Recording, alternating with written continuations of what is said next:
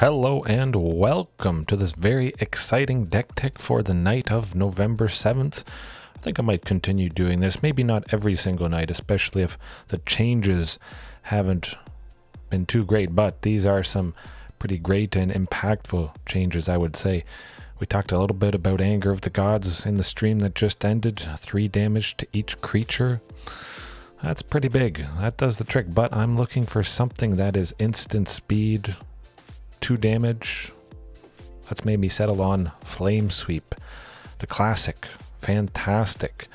I like this against Rakdos, especially to take out the Goblin token, Blood Tithe Harvester, Reflection of Kiki Jiki, other little tokens.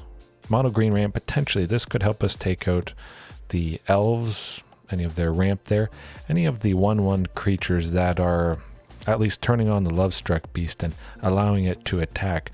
We could slow down the aggression somewhat there, but also in a pinch, Flame Sweep could chip away, deal some damage to the opponent's creatures, and maybe whatever we were attacking with normally wouldn't have taken them out, but dropping them down low enough, something at 6 power, or 6 toughness I should say, take them down to 4. Topiary Stomper in that case would nicely be able to trade with it, a Elder Gargaroth, something like that. But just keeping the really aggressive stuff in check. Goblins, potentially if we happen to face it. Also, could be pretty nice against Mono Blue Spirits, of course. Maybe I'll finally face it after probably 30 matches. Watch me face it right after I finish recording this. That would be crazy. And like I was mentioning in the stream, Barrier Breach, 4 copies. Oh, Yorion. I don't think that deck is going away anytime soon. Enchantments are bountiful, I should say. Cycling, if we get a second copy, we just don't need it. I could almost start with Barrier Breach due to the fact it has cycling. If we're not facing something enchantment related, of course we can just get rid of it and hope for something better. But we'll start off with it in the sideboard. 2 Besejus in there. I felt just like trying it out. Both copies in the sideboard, I should say. And then Bonders Enclave. 1 copy of that where it would have been Beseju. There's lots of stuff that is powerful enough, meeting the requirement of Bonders. Draw a card if we control a creature with power 4 or greater. I think there's a very good chance. Topiary Stomper, potentially Marauding Raptor. Might be sitting at 4 power. Regisaur Alpha, of course, Shifting, all that good stuff. I don't think I would ever go 2 copies of Bonders, but just a little bit extra draw. Card advantage. And speaking of card advantage, we've got Vivian Reed, 2 copies of this. Her -3 destroys an artifact, enchantment, or creature with flying, bringing the pain to stuff that often brings pain to us. So we're starting off with a little bit of enchantment destruction and answers. But at the very least, the very worst case scenario, it draws us an extra card each turn. It digs the top 4, choose a land or creature, so it's nice versatility there.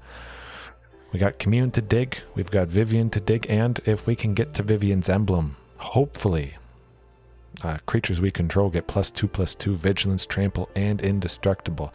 I haven't got her emblem yet, but tonight, tomorrow night, whenever you're watching, hopefully you catch the stream. If not, of course you can watch it later on. You see me get this emblem once. Oh, that's going to be exciting. I may just use her for the next couple nights, just mainly, partly, so I can see that emblem come down. That's definitely got to lock things up. Otherwise, everything else is pretty much the same. I guess Ripjaw actually is a sort of new old edition. Haven't used him probably for about a week or so, I would say. With the introduction of Flame Sweep to help keep things low, we've got the potential to really gain some extra value from Ripjaw. Not just Marauding Raptor here, pinging that guy. So I think it is quite valid. Of course, there's lots of aggressive decks sometimes that run around. Gruul stuff, especially.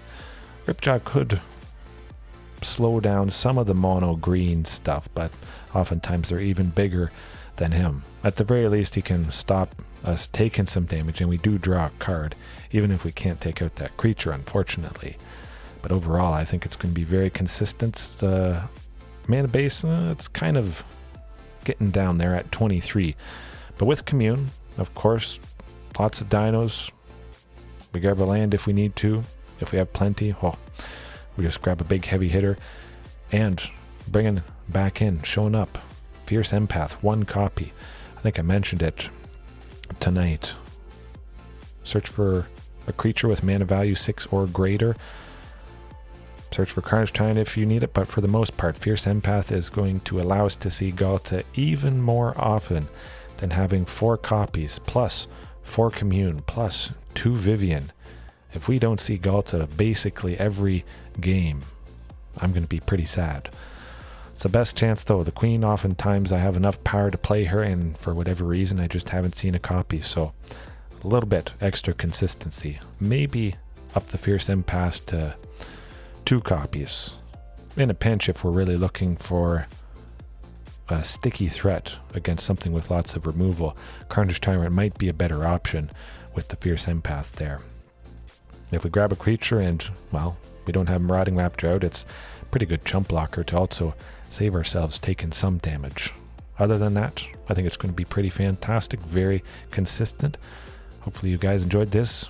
Take a bite out of that like button, subscribe if you haven't already, and remember, there's always room for improvement. Peace.